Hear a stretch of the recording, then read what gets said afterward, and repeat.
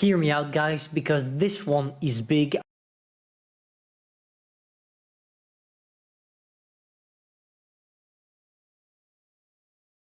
First, let's talk about the tank that will receive the HD module in the 8.4 update. We have a tier 10, a tier 8, and a tier 2 or 3, aka the T57 Heavy, the Emil 1951, the Premium, and the M2 Light, a tier 2 or tier 4 American tank. So it seems like Wargaming decided to focus that update HD graphics on the Americans because we have 2 tanks out of 3 that are from this nation. Something really interesting to notice, especially about the T57 Heavy, Wargaming already announced that with the HD graphic, a new tank model for the T57 Heavy will come. So we don't know yet if it's going to be a nerf or a buff, but it's definitely going to change the armor profile of the tank. So this is something we're looking for, but I'll do a dedicated video when we will learn a little bit more about that. And obviously for this, we'll have to wait for Wargaming to do a stream or even to release their 8.4 trailer update. But this is not the biggest news I have to say right there. That's it, Wargaming announced it. We are getting the Polish tanks in the 8.4 update. You have the whole family here, starting with the tier 6 right there, the tier 7, the tier 8, the tier 9, and the tier 10. And even if I can't tell you one by one what the specs are, we can at least take a look at them, but also check the statistics of the 60TP thanks to a tech tree buff. Here, guys, you can take a look at the tier 6 from the brand new branch, the 40TP Habisha or Habisha. I don't really know how we say it.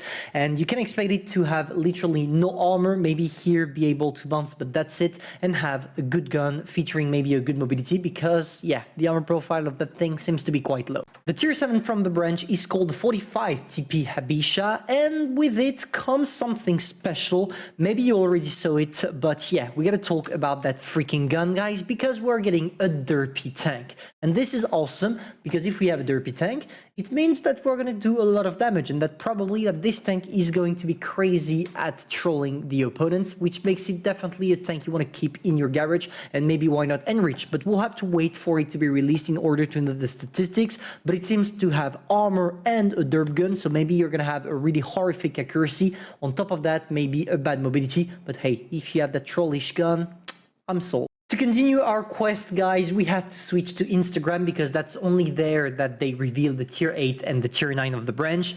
And they say we've unveiled the 60TP Lewandowski not so long ago, but today we're showing its predecessor. Here are the tier 8 and 9 from the future researchable Polish heavy tank tech tree line within the European nation.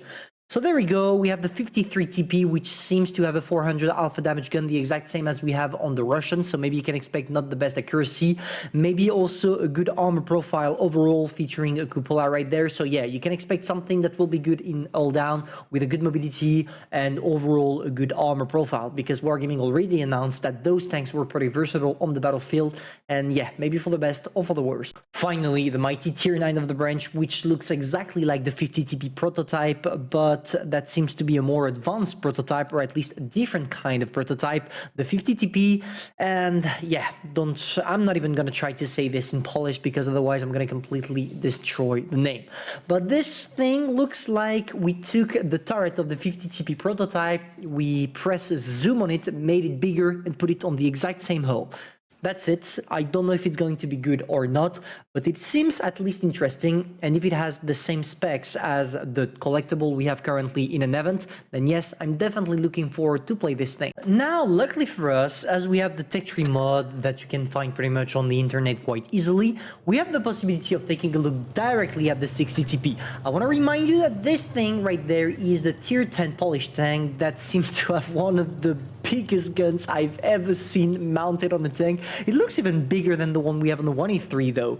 But no, what I mean by that is that this tank received a buff once right after the test, because pretty much when it was first released, it was kind of useless because the only weak spot is that part right there, which is where the ammunitions are located, so it's extremely exposed to ammo racks. You also had the exact same reload as the 100, but with a lower gun alpha damage, which made the testers quite frustrated. But it seems like Wargaming came back on their decision and changed 1 or 2 specs about it.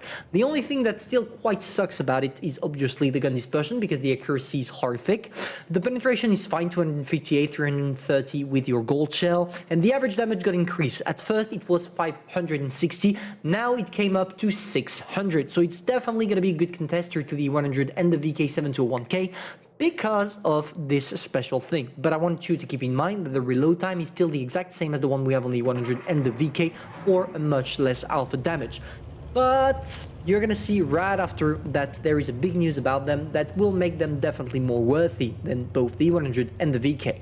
Now, not bothering you too much for the armor profile, that thing is better than the 100 or the VK thanks to its overall possibilities of getting angled out of nowhere. Just take a look at the turret. If you don't shoot at the cupola, then I don't know how you're gonna penetrate. Same for this part right there. You will still have to shoot at this, which will be a weak spot in order to penetrate. But overall, let's say that this thing right there, you're seeing, is kind of be the new E100. And for the top speed, then yes, you're close to the 100 without being as slow as it, because you still have a little bit more sitting at 36 kilometers per hour, which makes it one of the fastest super heavy tanks on the market. But with the polished tanks are coming some new mechanisms, aka new consumables, special consumables that you can use only on polished tank, 50 TP prototype included.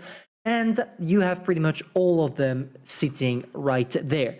Favorki or Favorki, I don't know how we say this, and Zurek are both going to be the new provisions that were specifically designed for the polish, because Zurek seems to be a traditional plate right there, and same for the Favorki.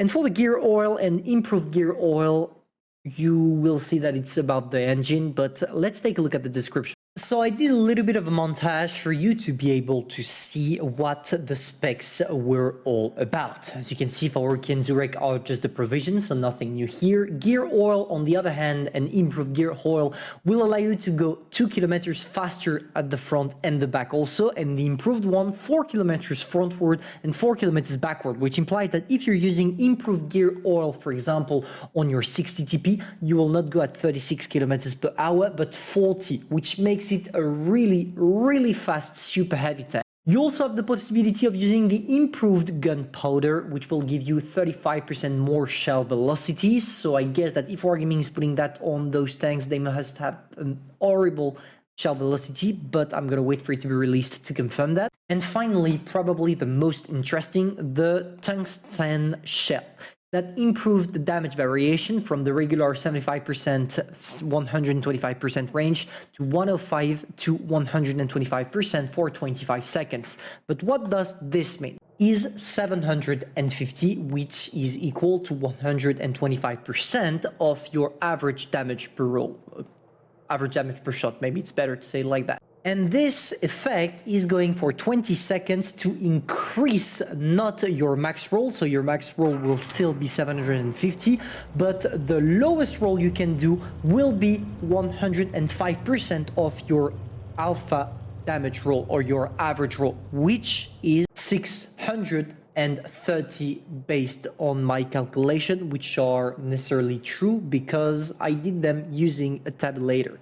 So yeah, it's something that will significantly destroy most of the tanks, or at least help you killing low targets and assure you to get a high alpha damage shot, but it's only gonna last for 20 seconds, and trust me, in 20 seconds with only 15.8 seconds, of reload, you're gonna be able to use it only one time. So what you wanna do if you're using it is apply it or press the button to activate it, then shoot, wait for your reload and shoot again. This way you will have the possibility of getting 2 shots using the tungsten shell. Same effect or same purpose as the adrenaline. Keep in mind that those new special consumables are only applied to polish Tech 3 tank from tier 7 to tier 10, which implies that the tier 6 will not be affected by those new special consumables. And that's it for today's.